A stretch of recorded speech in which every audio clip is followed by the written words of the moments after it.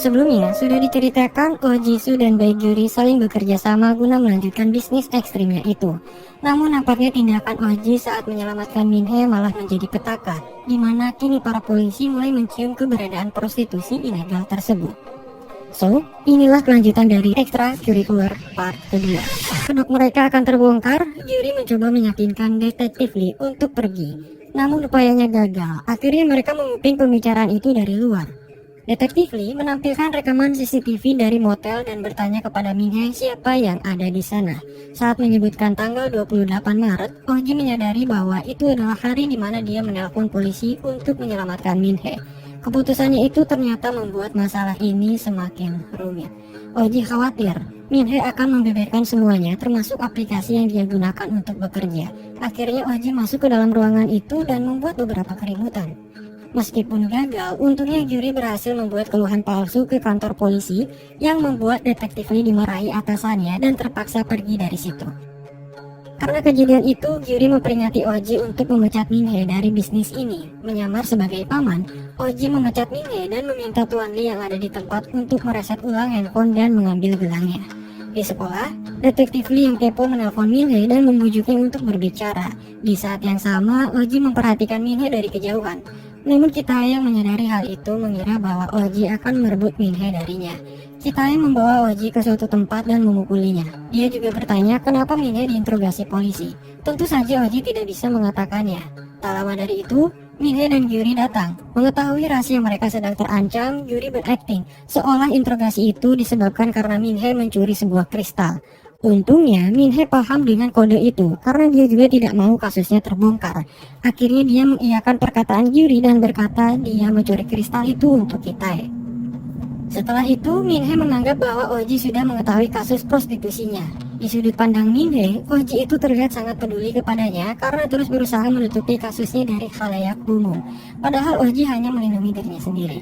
Dan di suatu kesempatan, Min-hye mengajak Oh Ji pergi ke suatu tempat. Ternyata Min-hye membawanya pergi untuk bertemu dengan Tuan Lee, mempertanyakan haknya untuk mendapatkan pesangon karena dia sudah dipecat. Jadi, Oh Ji itu disuruh Min-hye buat bantuin dia dapetin haknya. Ya, kurang lebih begitu. Saat Tuan Lee menelpon paman, seketika Oh Ji mematikan ponselnya yang bergetar untuk menghilangkan kecurigaan. Karena entah apa yang akan terjadi jika sosok paman terungkap saat itu.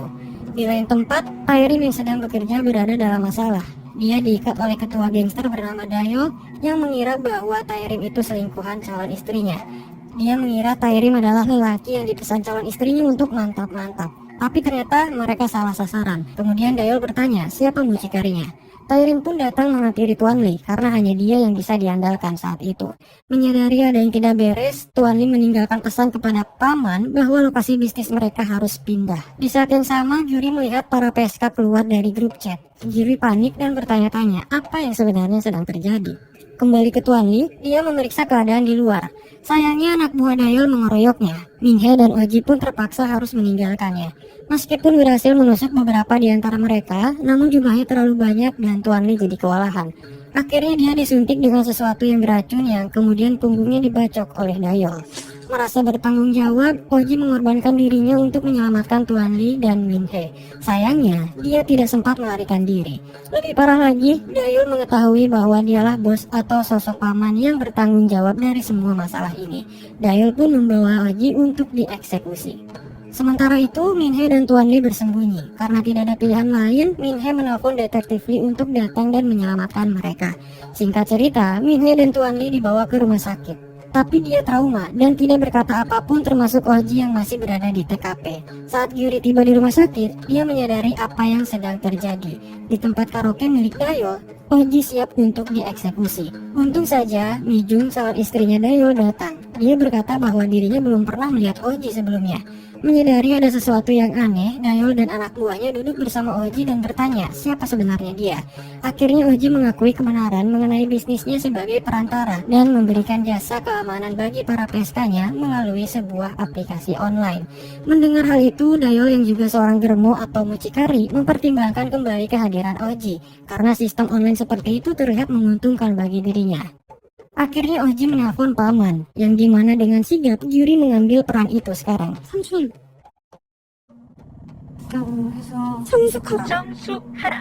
Yuri memberitahu mereka bahwa dia ada di bawah naungan geng Samun, namun mereka tidak takut dengan pernyataan itu. Setelah berbicara mengenai posisi dan beberapa hal lainnya, Yuri sebagai paman mengizinkan Oji untuk ditawan dan bekerja di sana sebagai bentuk hubungan kerjasama di antara mereka berdua. Saat kembali ke rumah, Oji dan Yuri bertengkar. Dia mempertanyakan kenapa Yuri mau bekerja sama dengan para penjahat itu. Yuri mengungkapkan, itu adalah pilihan terakhir karena semua PSK dalam bisnisnya sudah keluar. Oji pun menyadari alasan tersebut dan memahaminya.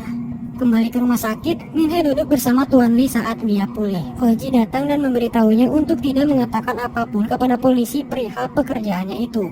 Saat itu Minhe semakin yakin bahwa Oji itu peduli kepada masalahnya. Namun lagi-lagi hal itu Oji lakukan hanya untuk melindungi dirinya sendiri.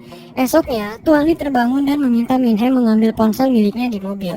Sayangnya, kejadian tersebut terdengar oleh detektif Lee. Saat mencarinya, handphone tersebut sudah tidak ada karena sudah diambil. Di saat yang sama, Oji malah menelpon Tuan Lee. Akhirnya panggilan itu diangkat oleh detektif Lee.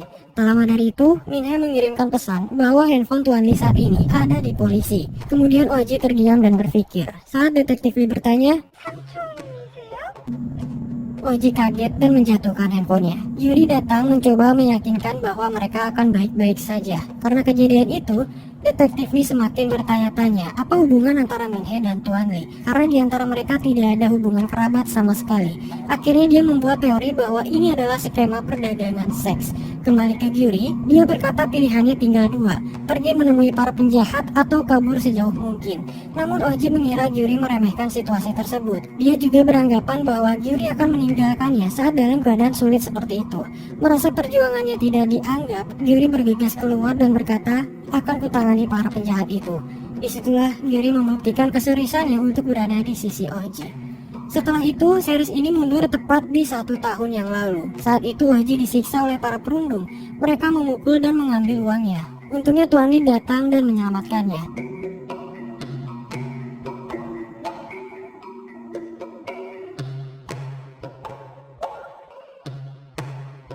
Setelah itu, diam-diam Oji memberinya sebuah handphone dengan logo yang sudah kita lihat sebelumnya. Nah, dari sinilah kita tahu bagaimana Oji bisa merekrut Tuan Lee ke dalam bisnisnya. Kembali ke masa sekarang, Oji mengambil tesernya dan menyiapkan handphone baru untuk Tuan Lee.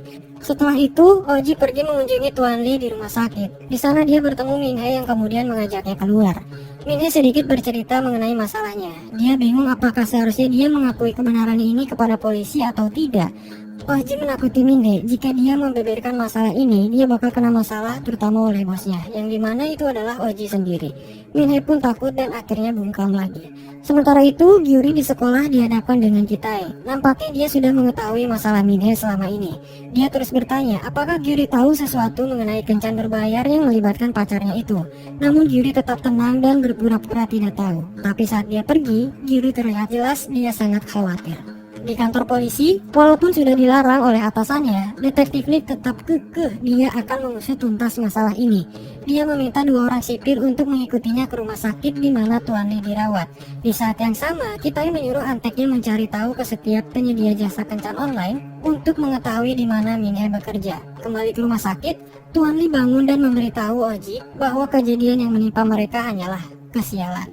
Nah, adegan ini mengisyaratkan bahwa Tuan Lee sudah tahu siapa sebenarnya paman selama ini. Tapi itu masih sedikit ambigu karena ada beberapa dialog yang tidak mengarah ke pernyataan itu. Setelah itu, Dayo menelpon Oji. Dia menyebutkan bahwa pertemuan dengan bosnya, dalam arti Yuri, sudah dijadwalkan. Nah, itu bersamaan dengan rencana Yuri yang dimana dia sudah siap akan menikamnya dengan pisau saat mereka bertemu nanti. Namun, saat Yuri tiba di restoran tempat di mana mereka janjian, Oji sudah ada di sana. Nampaknya dia tidak mau Yuri berada dalam masalah yang lebih besar lagi.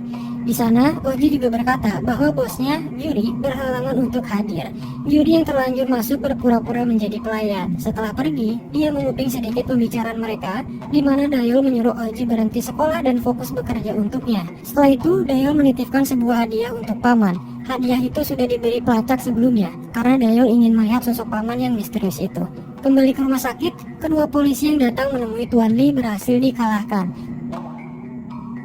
Saat Tuan Lee mencoba kabur, detektif Lee melihatnya sedang menyamar.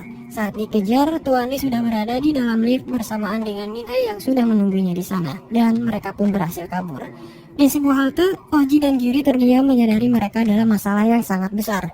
Saat pulang, Oji meninggalkan kotak itu. Gyuri yang melihat memeriksanya, ternyata itu adalah uang dalam jumlah yang banyak, dan Gyuri pun membawanya. Anak buah Dayul mengikuti pelacak itu. Dia melaporkan bahwa hadiah itu dibawa oleh seorang gadis menuju sekolah. Ternyata, Gyuri menyimpan uang itu di ruang konseling bersamaan dengan uang mereka yang disembunyikan di sana. Setelah itu Dayul menelpon. Gyuri menyamar kembali menjadi bos dengan suara yang disamarkan. Ternyata, anak buah Dayul sudah mengetahui penyamaran itu dan menculiknya. Saksikan kelanjutannya di part berikutnya. Kita akan diperlihatkan dengan perjuangan Oji menyelamatkan Gyuri, aksi pembalasan Tuan Lee kepada Dayol dan para anak buahnya, dan juga ending dari series ini tentunya. Part berikutnya bakalan epic karena banyak adegan actionnya. So, pastikan kalian sudah subscribe channel ini dan nyalakan notifikasinya supaya gak ketinggalan informasi dan update video lainnya.